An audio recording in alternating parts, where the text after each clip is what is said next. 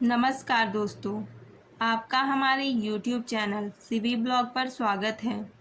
दोस्तों, आज हम आपको बृहस्पति देव की कथा सुनाएंगे। प्राचीन काल में एक ब्राह्मण रहता था। वह बहुत निर्धन था, उसके कोई संतान नहीं थी। उसकी स्त्री बहुत मलिनता के साथ रहती थी। वह ना तो स्नान करती, ना तो किसी देवता का पूजन करती।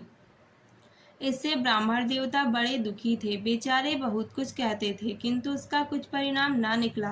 भगवान की कृपा से ब्राह्मण की स्त्री के कन्या रूपी रत्न पैदा हुआ। कन्या बड़ी होने पर प्रातः स्नान करके विष्णु भगवान का जाप व बृहस्पतिवार का व्रत करने लगी।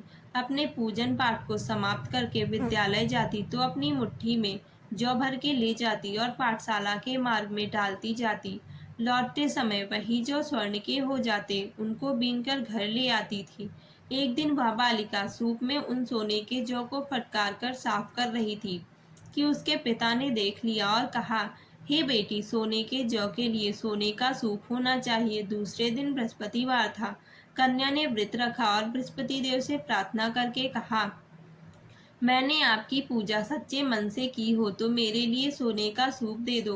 बृहस्पति देव ने उसकी प्रार्थना स्वीकार कर ली। रोजाना की तरह वह कन्या जौ फैलाती हुई जाने लगी। जब लौटकर जौ बीन रही थी तो बृहस्पति देव की कृपा से सोने का सूप मिला। उसे वह घर ले आई और उसमें जौ साफ करने लगी, परंतु उसकी माँ का वही ढंग रहा। एक दिन की बात है कि वह कन्या सोने के सूप में जौ साफ कर रही थी। उस समय उस नगर का राजकुमार वहां से होकर निकला। वह कन्या के रूप और कार्य को देखकर मोहित हो गया तथा अपने घर आकर भोजन तथा जल त्याग कर उदास होकर लेट गया। राजा को इस बात का पता लगा तो अपने प्रधानमंत्री के साथ उसके पास गया और बोले, हे बेटा, तुम्हें किस बात का कष्ट है? किसी ने अपमान किया है अथवा और कारण हो सो कहो, मैं वही कार्य करूंगा जिससे तुम्हें प्रसन्नता हो। अपने पिता की बातें सुनकर राजकुमार बोला, मुझे आपकी कृपा से किसी बात का दुख नहीं है। किसी ने मेरा अपमान नहीं किया है, परंतु मैं उस लड़की से विवाह करना चाहता हूँ जो सोने के सूप में सोने के जौ साफ कर रही थी। यह सुनकर राजा आश्चर्य में पड़ गया और बोला, हे बेटा, इस तरह की कन्या का पता तुम ही लगाओ। मैं उसके साथ तेरा विवाह अवश्य ही करवा दूंगा। राजकुमार ने उस कन्या के घर का पता बतलाया। तब मंत्री उस लड़की के घर गए और ब्राह्मण देवता को सभी हाल बताया। ब्राह्मण देवता राजकुमार के साथ अपनी कन्या का विवाह करने के लिए तैयार हो गए तथा विधि विधान के अनुसार ब्राह्मण की कन्या का विवाह राजकुमार के साथ हो गया। कन्या के घर से जाते ही पहले की भांति उस ब्राह्मण देवता के घर में गरीबी का निवास हो गया। अब भोजन के लिए भी अन्न बड़ी मुश्किल से मिलता था। एक दिन दुखी होकर ब्राह्मण देवता अपनी पुत्री के पास गए। बेटी ने पिता की दुखी अवस्था को देखा और अपनी माँ का हाल पूछा। तब ब्राह्मण ने सभी हाल कहा। कन्या ने बहुत सा धन देकर अपने पिता को विदा कर दिया।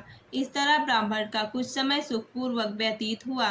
कुछ दिन बाद फिर से वही हाल हो गया। ब्राह्मण फिर अपनी कन्या के यहाँ आया और सारा हाल कहा तो कन्या बोली, हे पिताजी, आप माताजी को यहाँ लिवा लाओ, मैं उसे विधि बता दूंगी जिससे गरीबी दूर हो जाए। वह ब्राह्मण देवता अपनी स्त्री को साथ लेकर पहुँचे तो अपनी माँ को समझाने लगी, हे माँ, तुम प्रातः काल प्रथम स्नान आदि करके विष्णु भगवान का पूजन करो तो सब दरिद्रता दूर हो जाएगी। परंतु उसकी माँ ने एक भी बात नहीं मानी और प्रातः काल उठकर अपनी पुत्री के बच्चों की जूठन को खा लिया।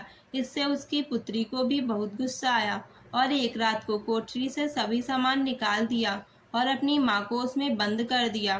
प्रातः काल उसे निकाला तथा स्नान आदि करा के पाठ करवाया तो उसकी माँ की बुद्धि ठीक हो गई और फिर प्रत्येक बृहस्पतिवार को व्रत रखने लगी।